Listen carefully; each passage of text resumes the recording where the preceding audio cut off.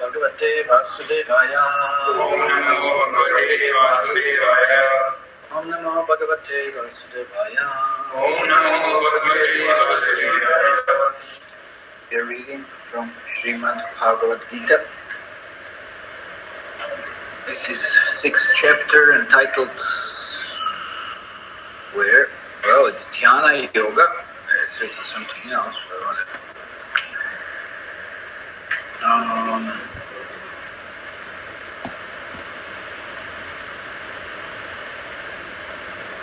So we're going to read 13 and 14 today. And last time, let me just read because I wasn't present, right? At a meeting. So, to practice yoga, one should go to a secluded place and should lay kusha grass on the ground and then cover it with a deer skin and a soft cloth. The seat should be neither too high nor too low and should be situated in a sacred place. The yogi should then sit on it very firmly and should practice yoga by controlling the mind and the senses, purifying the heart, and fixing the mind on one point.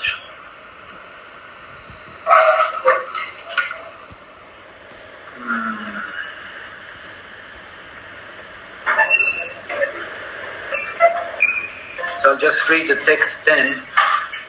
Actually, I won't read, but I'll just mention as a reminder.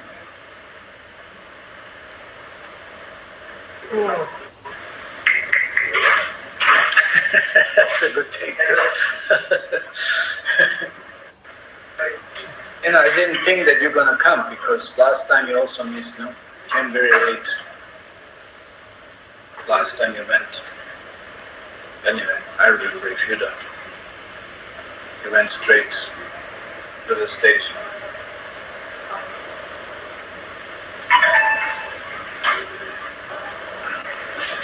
So I guess there's going to be a lot of prasadam today. Because not so many people want to come. There'll be a lot of prasadam left. Already had something? Why? No. What are you doing there behind? Hiding? Okay. You can also come. Okay, so let's focus here now. Anybody wants to bring out something from last time, something like really interesting, Acharya's commentaries or something, because I wasn't there. I would like to hear anything from last. Yes. Can you come here? Because anyway, we're gonna. Yeah, put this one. Put this chair here. Put it here. And you can speak. No.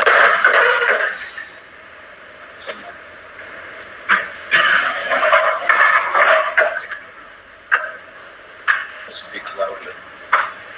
In Bhagavad Gita verse 6 point, whatever.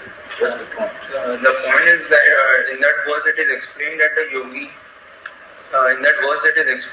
the yogi, should first place pusa grass on the ground, then a deer skin above that, and then a soft cloth above that. He should go. I just read that. Yes, so Srila Prabhupada said in this time of age of Kali, it is not wise to do so, and chanting of the Hare Krishna mantra and taking the holy names is the best alternative in this age, because it is even if we go to a secluded place, our mind is filled with contaminated images and there are voices in our mind. So the best alternative is to chant the holy names of the Lord. As per Srila Prabhupada said that, and Madhavacharya did not even mention that you need to go to a secluded place and do all that. He said that you have to just purify your heart by focusing on Krishna. Okay, anybody remembering anything else from last discussion? Okay, something in the chat box. Okay, we hear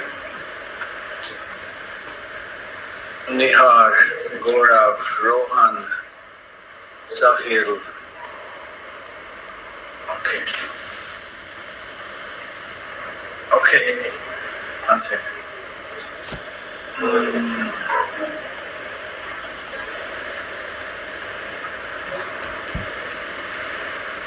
Everybody's ready? Okay, so one comment here is that we see that if one wants to practice yoga, so it's not any kind of yoga, it's every kind of yoga, practically every kind of yoga. One has to be subtly and grossly qualified.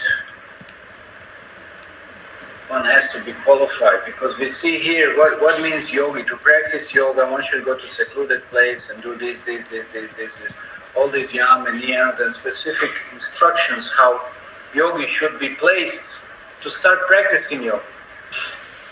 But even before that, what is interesting, what is yoga meant for? Yoga is meant to control the mind, right? To focus the mind, to enable one to concentrate. But what Krishna is saying here to Arjuna even before, he said, transcendentalist should always carefully control his mind.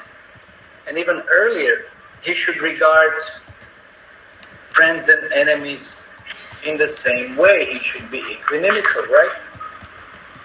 And even earlier, he should be already established in self-realization. He should see everything the same. He should be equanimical towards any external circumstances. And then he should be able, so that means practically adhyatmik, adibhautik, adidaivik, he should already be able to tolerate that. That's not easy. So then one is successively stage, it's greater than the other. And then if you're on that level, that position, then you can start practicing yoga. How does that sound? We're not even qualified to even think about practicing yoga. Practically, if we observe, if we analyze, if we hear, what are the descriptions here that Krishna is giving? Equanimity. Are we equanimical? Now it's raining. How many people have come? No, it's raining. It's pretty heavy rain today. Now this is real rainy season today.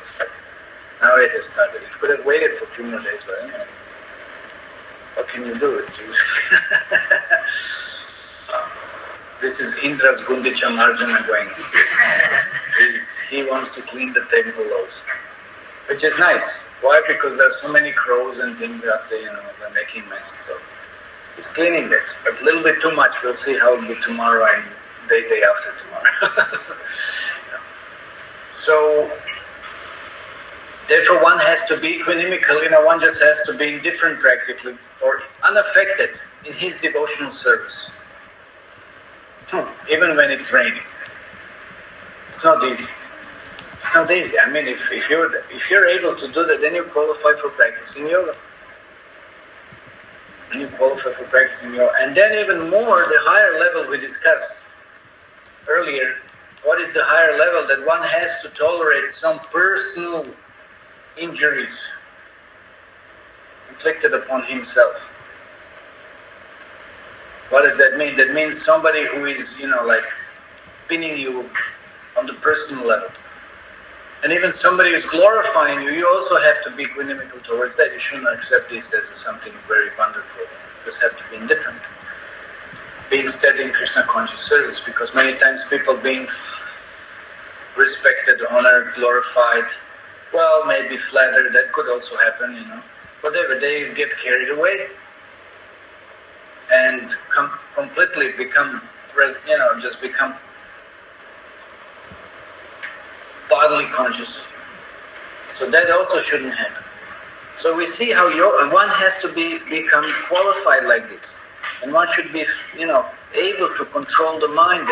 And then there is a talk about certain kind of environment that one has to be within, or create that kind of environment, put on the solitary place all these different pushagas, not too high, low, firmly sitting, whatever, fixing mind on one spot, on one particular point. That's a yoga practice, so that's not easy. If I tell you now, fix your mind on one point, what are you going to do? What are you going to fix your mind on? Light, it's not so nice. It's not going to be a good idea. Although people are meditating on light and Brahmajyoti, I don't know. You look at the light. How long you can look at the light?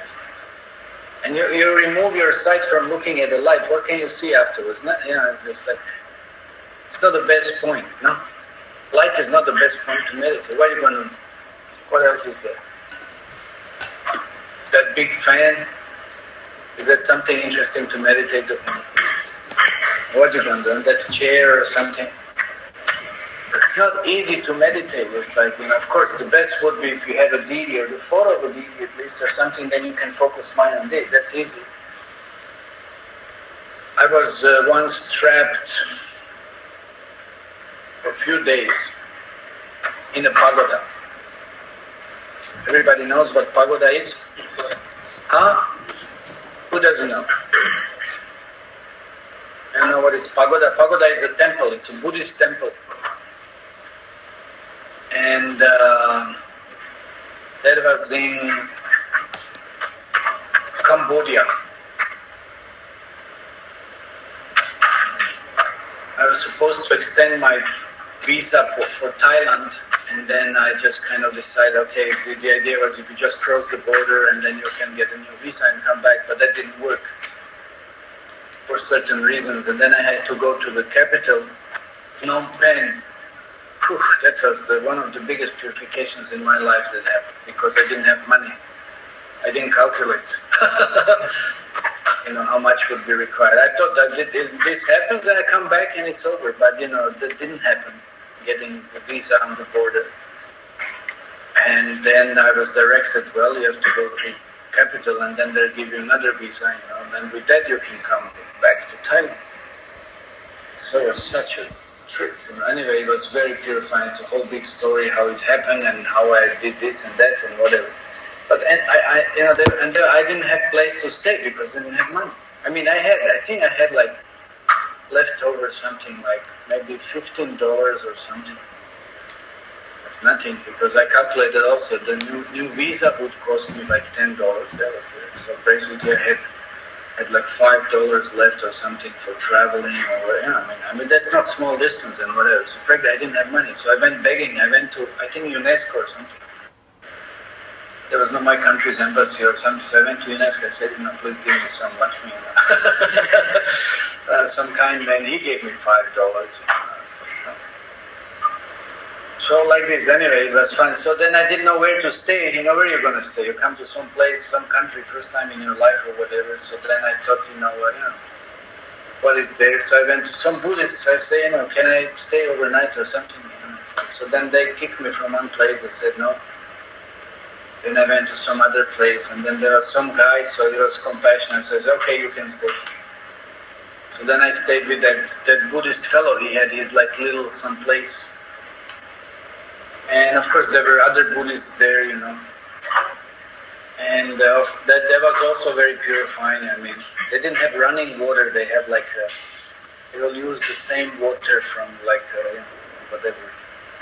Yeah, and I had to take part in that, and that was like funny. Anyway, I'm getting into story. I should get on the point, because we are focusing on the point, right? So, and then anyway, I'll just, he was also in the same, there was nothing to eat. I had to, he was cooking rice. That's all I was eating. Rice, and they got some, like charity cans from UN or something of condensed milk. They got like charity or something. So only thing I was eating for a few days was that rice and condensed milk. Cans of condensed milk. But that was but I had no option. There was no other option. And then, he had, in his room where we were sleeping, he had, there was a wire, and he was hanging some dried pieces of meat. They're Theravada Buddhists, not Mahayana. They'll take anything, it doesn't matter. So I was like, I had no option, it's like, it's like really Thomas. But then anyway, there was one younger fellow, so he knew some English, a little bit something. And then I was like, so then he brought me to some kind of room and he said, this is where we do meditation. I said, so I'm coming to the point now. So I said, well, what do you meditate upon? He said, you're meditating on a point. So that's what I remember. I said, you meditate on which point? He says, you choose any point. And you meditate. I said, wow, what is this? How do you do that? And I was like, I really didn't feel, I couldn't relate to that at all. I was like, you just sit and meditate. Just imagine, see how long you can sit and meditate. That's what I'm saying, where is the point? Why are you going to choose as a point? And he had a white wall, and maybe that wall had so many points, like some, black little spots or whatever. So you choose the point, you meditate on the point. I said, what a process. What a process. If you really want to do incredible tapasya, then choose that process. It's incredible tapasya, but how beneficial and what you get out of this, I really don't know. It's not true. Just meditate on certain points. So that was one of my exposures to some other practices. I was like, I couldn't really relate. Because I just meditate on a point, and then what? Because what does meditation mean? That also we have to be clear. That's what is discussed here in Bhagavad Gita. You have to meditate. What you meditate, generally, that's what you attain, right? That's what you gain as the object of meditation or the fruit of the meditation, right? You meditate. Let's say you meditate on someone's good qualities. You develop good qualities. You meditate on bad qualities. You develop bad qualities. It's meditation that forms our own being. So what happens when you meditate on the point of the wall? It's like, what do you gain by that? So I found that was really impractical, like really. But anyway, he said that's what they do, so So just going along. So that's why yogi has to, purify the heart and fix the mind on one point. I said in last discussion, fix the mind on one point. But at least according to Patanjali, at least that point is very clear. What's that point? Paramatma, yes, yogi should meditate on Paramatma, not just on anything and everything around, whatever it is. It should be Krishna, it should be Paramatma, otherwise what's the benefit? Yogi meditates on Paramatma. Okay, anyway, so this was the last verse, that's the condition that yogi has to attain, and we see, and no wonder later on Arjuna's going to say, Chanchalai Mana Krishna, I can't do that, Krishna. Balabhadridan, it's like it's so strong and obstinate, that mind, it would be easier to control the wind. He said, I can't do that, Krishna. Who is Arjuna? What is his power of focus? That story of a bird's eye and, the Draupadi, how he born and everything, we can't imagine that kind of concentration and ability to, concentrate and focus, it's like. And then he says, I can't do this because, like I said, all these previous qualifications are also necessary. Equanimity, and then it's a heavy process. That's not a joke. This yoga process is like really demanding process. You really have to be into it. Not like now you come once a week, you come to temple and you think I'm practicing the process and everything is great. And it's not like this at all. It's just really, this is like more than 100% being into it. How much is required? Can we understand how fortunate we are to have Chaitanya Mahaprabhu giving us this process? And what is the goal of the process? You compare this goal of this process and compare to meditate on some point of nothingness. Because of course, what is the goal of Buddhism? To become shunyavadi, to become nothing, zero. Practically, everything emanated from nothingness, and everything will end in nothingness, because there is no, some explanations of Shunyavad, there is no creation, there is no destruction either. Everything is just void, so then why worry about anything since everything is void? Because everything is created from something that doesn't exist anymore. They give example of a seed. Seed gives the seedling, which gives it's a sprout, and then sprout grows into plant or a tree, and the seed is gone, it's destroyed, it doesn't exist anymore.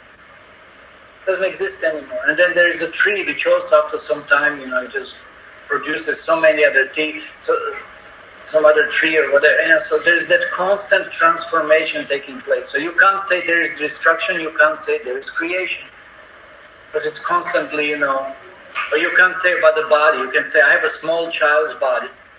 And then after, you have a boy's body, and you have youth body, then you have old body. So where are all these bodies? So there is creation and destruction going on, but they're not permanent. So therefore everything is void. It came from void, it will end in void. That's the philosophy. So then why bother about anything? So everything is just nothing. So everything means nothing, nothing means nothing. That's not everything. So it's a tough thing to deal with. It means tough in a sense. It's senseless. So therefore, yogi has to qualify.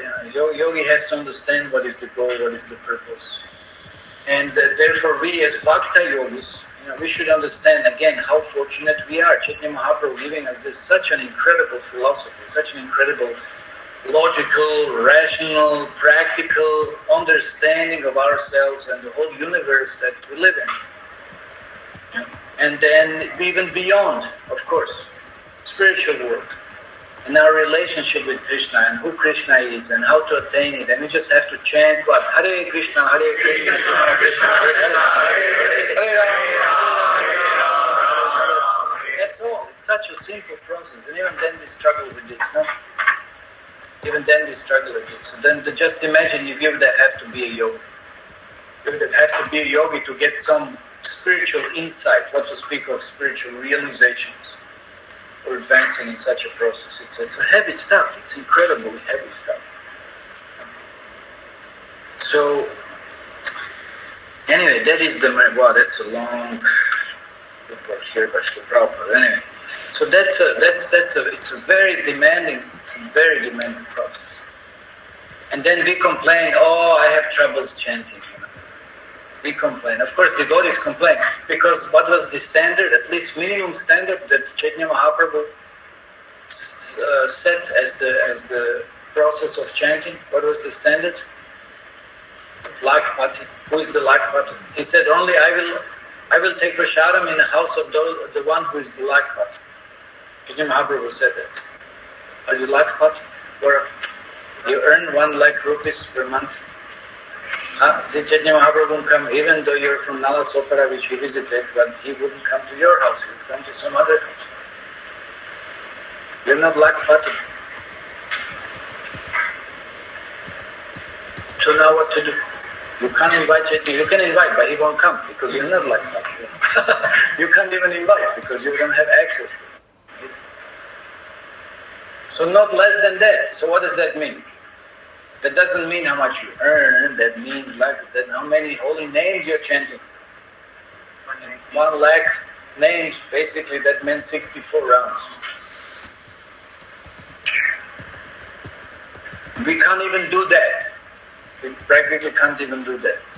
I mean, we maybe could try, but you're not qualified even for that. And then we think, this chanting is so tough. But then listen to this yoga system. Listen to this Ashtanga yoga, what it requires.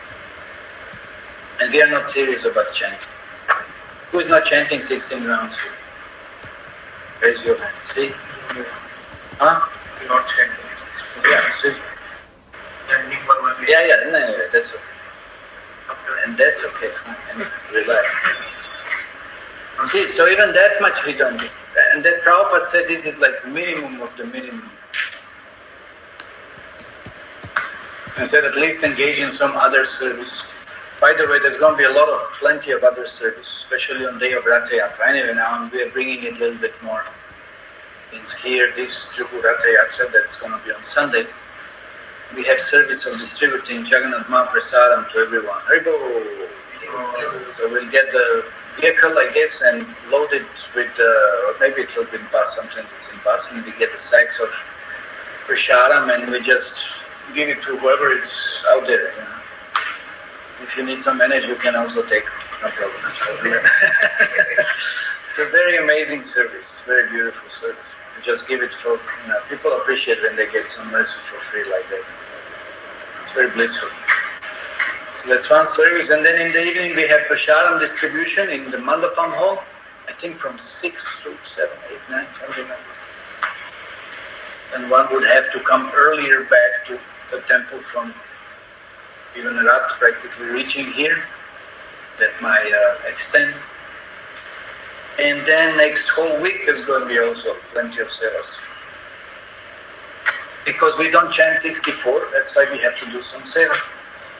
Have to engage practically some of our focus ceremonies.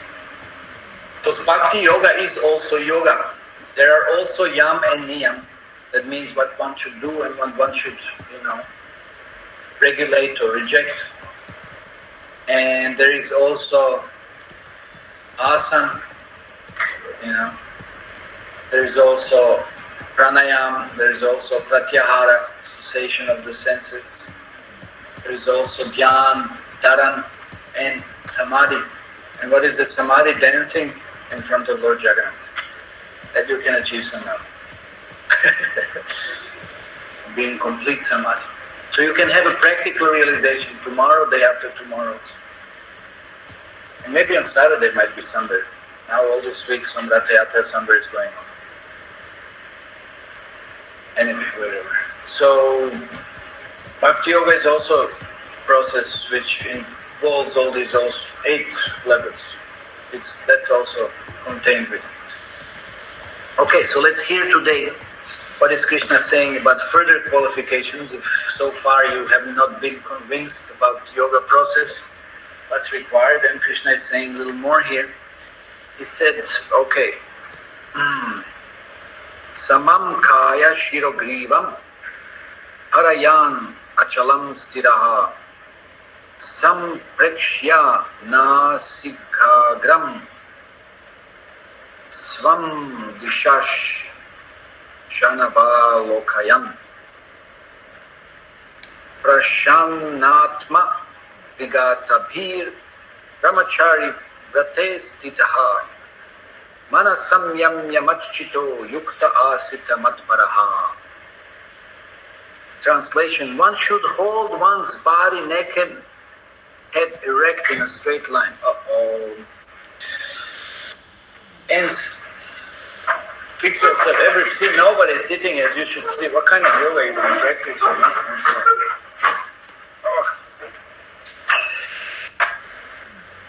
Like this, sit properly. Prabhupada said, sit properly.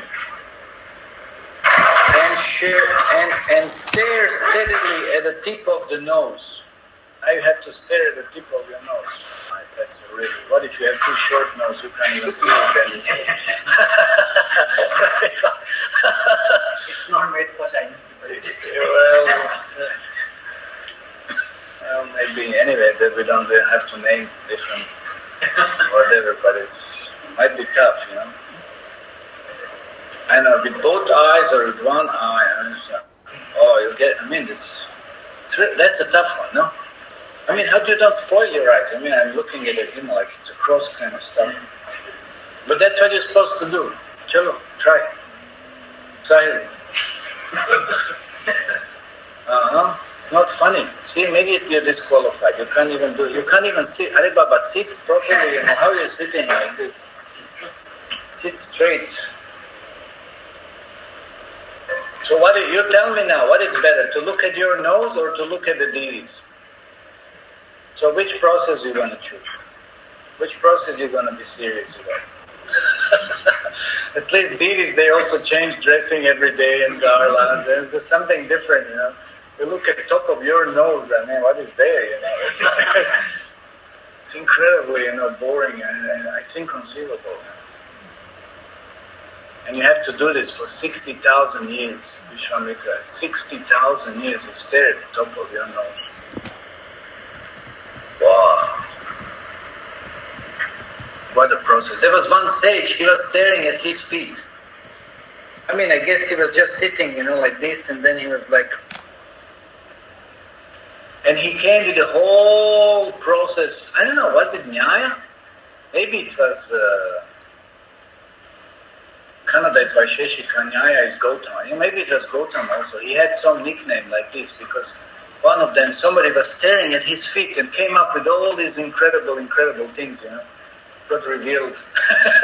So it's maybe not exactly so important what you're staring at, but if you can become deeply meditative and Krishna reveals things from within the heart.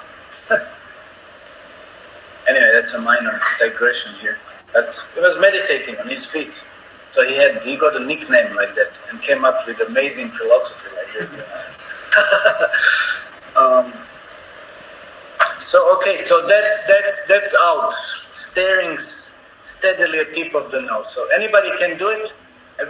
Anybody can claim that he's pretty good at it, and then he can continue. You can do it for half an hour. For half an hour. Half an hour to 1 hour, because I did earlier. You did earlier. Staring at your nose. Yes. Okay. So what did you achieve? So actually, at that time, it was my study leave. So I was for 1 or 2 hours, I used to do things like meditation and search what is the goal of life. At that time, I used to do. So I used to not sleep at night only. So and after 3:30, I used to do this. Okay. And like when we do this for long time, for half an hour, 45 minutes, then there is a sensation which comes from behind, like, and I feel that, and where body also moves, like this way. It was moving this way. So when were you sleeping if you're not sleeping at night? So I used to sleep after 6. You slept up to 6. It's the Brahma Muhurta, the best time, now you missed that up. Anyway, okay. Thus, with an unagitated, so you're supposed to have unagitated, subdued mind. So that's already the point where your mind should be, pretty straight. Devoid of fear. Like this rain, let's say it's raining. Now what you're doing? Yogi has to sit on the rain also. So what shouldn't be the fear, even if it's raining? Fear should not be that. What if it starts flooding, then what to do? Or what if I catch the cold, being exposed to rain or something? None of those thoughts. Or what if something, so many attachments, that we have at home, what will happen if I don't come home or something? None of these are not even consideration. What's the biggest fear of the yogi in a solitary place? What's the biggest fear? Snakes. Snakes will not come because the deer skin is there. Some kind of fragrance that it emanates or something, and that the snakes are not supposed to come. Well, maybe there are some which don't feel it and they might grow there. What do you do? It's like, but what else is worse than a snake? Huh? No, that's not a problem. Yeah, wild animals. Wild animals. Yesterday we talked about lions and this whatever leopards. I didn't say that, but in that place yesterday I was talking about. When we came to that one ashram, there was Ramanandi ashram. Ramanandi ashram, you know what? Ramanandi ashram, everybody knows Ramanandis? Ramanandis, they worship Sitaram, Lakshman, Hanuman, mostly they're around UP, Ayodhya, that side. Ramananda was actually a disciple of Ramanujacharya, but in the mood of worshipping Ram. So they're called Ramanandis. That's by the name of the founder, Of course, like Sri Vaishnava, they have similar Sri Vaishnava tilak. So we went to that ashram, and they said that on the roof or somewhere around, some kind of sadhus were sleeping, and then 4 or 5 of them in some last few years that they were eaten by leopards. Because there are like 300 leopards around that forest. And they said there is a pond there with a little river, little kind of stream and and a little pond they come and drink water. in one place. Of course, they're everywhere, but it's like, so if you sleep outside, it's not a good idea. But that was one nice information they gave us in the beginning. And so now you be a yogi in the forest, in a holy, secluded place, I think our leopards here are pretty cool here in Mumbai. They just eat dogs. They don't attack people. You know that? Here, leopards in Boli Valley National Park up there, whatever. And you can't get this, whatever. But these Gujarati ones, anyway, where is our Gujarati team? Yeah, okay, they're really ferocious. And I know in Himalayas also this, what's that, Corbett National Park and whatever, these leopards up there, they're really, really wild. I don't know, usually, I mean, in Maharashtra, the bulls are very ferocious. Like you have this Dongri and this Pilari, you just look at them, they'll pierce you in a second. Look at them in the wrong way, you're finished. They're really heavy. But leopards are cool here. Leopards are cool. This is like Shankaracharya, he said there's one place, a place I said that he was meditating, he said, so he gave a blessing to his, he said at this place the wild animals will be docile. But he said people will be wild. And that's why you hear, we heard from that devotees, the neighbors, there's so much trouble, so many things. Always some nonsense is going on. So anyway, so it's like kind of interesting. So those leopards in Gujarat were like really, not to play with. I really see it. So then we were there, and then so. Anyway, so that time I was in Vadodara now. We had a bus party, so we went to Junagadh, we were distributing books. And so we stayed at this Ramanandi Mandir, but that was way up Junagadh, that's already towards this Girnar Parvat. And we were staying there, and they had enclosed, the ashram was enclosed by a big wall, and they had even one cow and a calf. Just a little temple, and then little few rooms, quarters where they were staying. That was all on the ground floor. And then the cow and calf, and then they gave us one room, and the entrance, which was just leading towards the main road, there was one like little room. We were like 4 or 5. Mostly we were all Western devotees. And we were sleeping there. And from there we went to book distribution, come back, whatever, for a few days it was like this. And then one night we are all sleeping, and then suddenly you hear the scream, whoa! Like, just imagine you're sleeping and something, and then you hear the doors banging, and say, what's going on? It's like, really, it was too much. Just imagine you're sleeping or something. I hope these people will hear it, but it's like some just really frightening scream like this. So what had happened is one of our devotees, if you wanted to go to toilet, the toilets were on the other side where that little river was, and the toilet was there on that other side. So you would have to go through a little bit, this kind of hole courtyard within that enclosure, and then, go for a small one and you come back. So at night sometimes he went for a small one, and then when he was coming back, actually what had happened, he heard kind of like, the temple, there was a temple seeker, and then the flat roof on the temple, like a little shed, just, it wasn't completed. Later on, we went some years back, and then they already made a whole different new construction with it. But then there was a flat. So he heard on the roof like, like something running.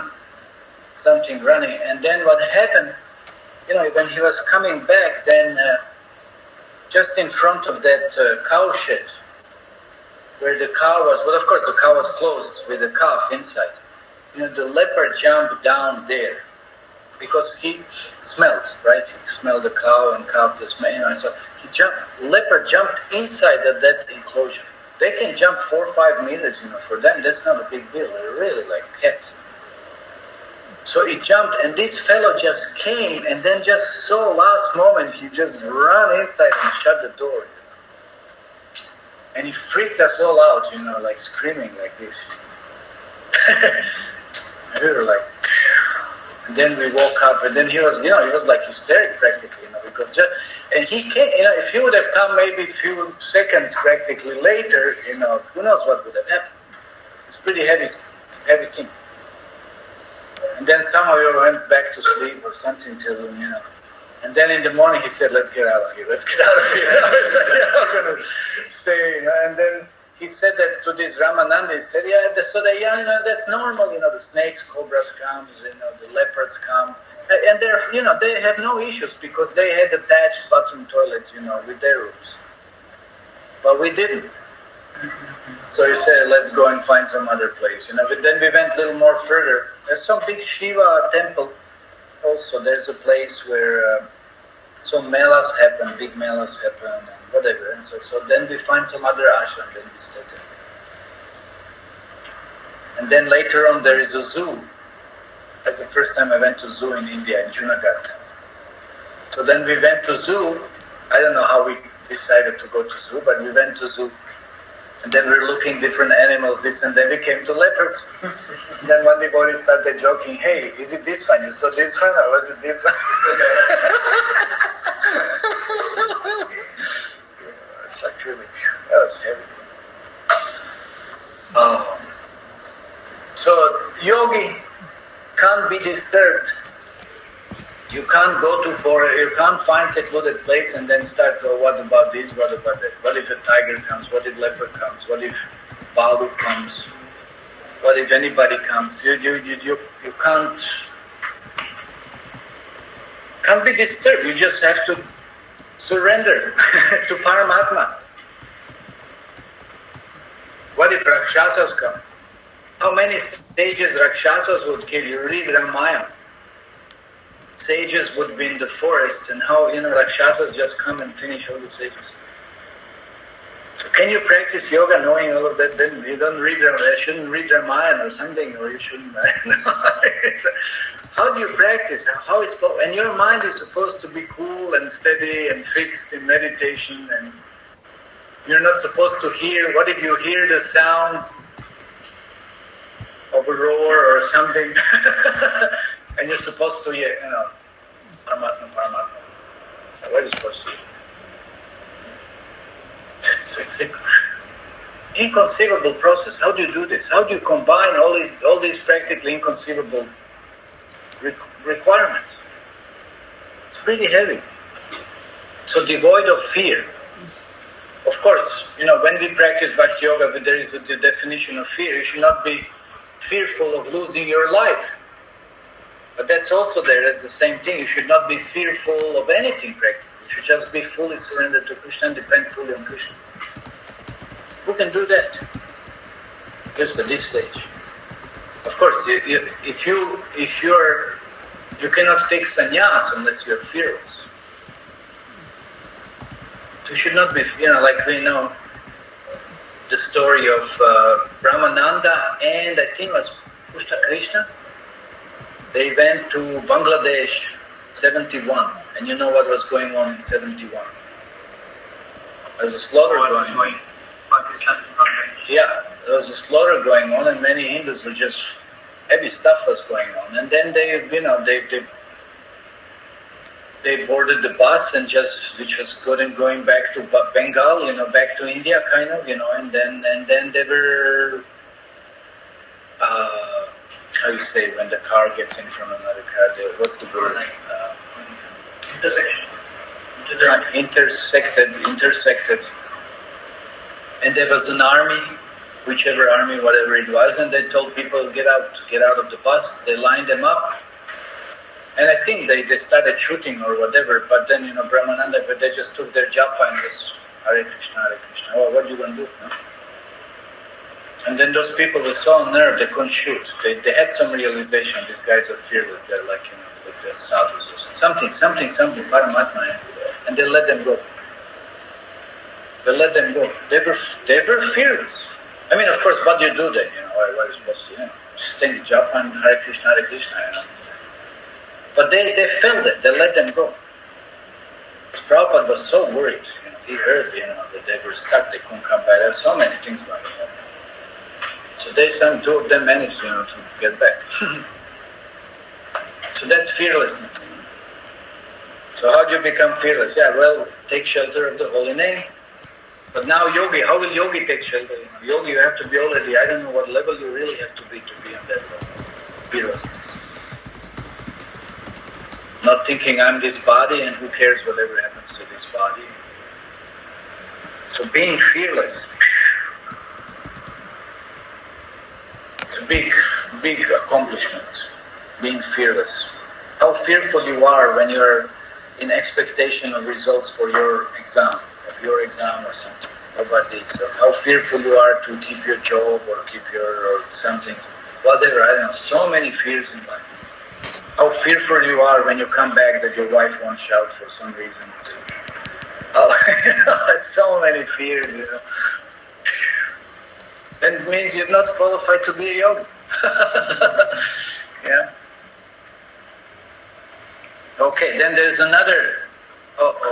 Time is running. What to do now? I'm getting into it. Now, there's another quality completely free from sex life. What is the definition? When we discuss on Saturdays, what's the definition of one who is completely free from sex life? By Yajnavalkya, definition is given by Yajnavalkya sage. What's the definition? There are 8 types of breaking the principles of sex life. Thinking of women, talking to women, engaging in the sex, blah, blah, blah, blah. So that comes last, but there are so many subtle ones and little less grosser ones even before. So any of those, one should be completely free, even in the mind, from any such kind of desire. Then you can practice yoga. If that's not the case, then you can't even start practicing yoga. Like nowadays people, why they practice yoga? Because they want to have better sex life.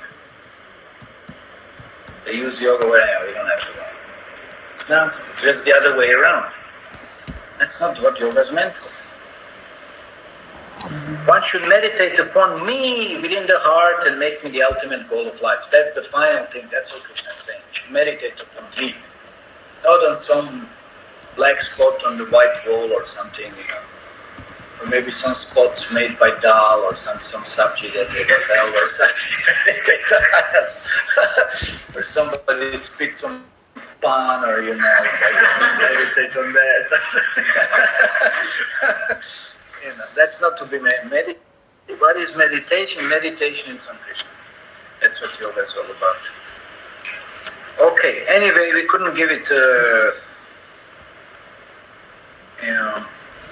justice to complete this verse. But anyway, there are 2 verses, so we can say we did 1 verse today, and then purport and the commentaries then we'll have to do next Thursday.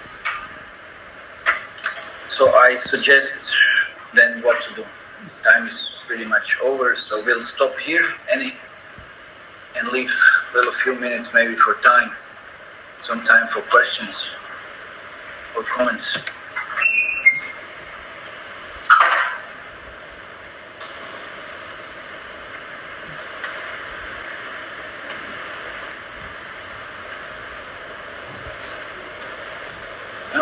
Any questions? Nothing overly.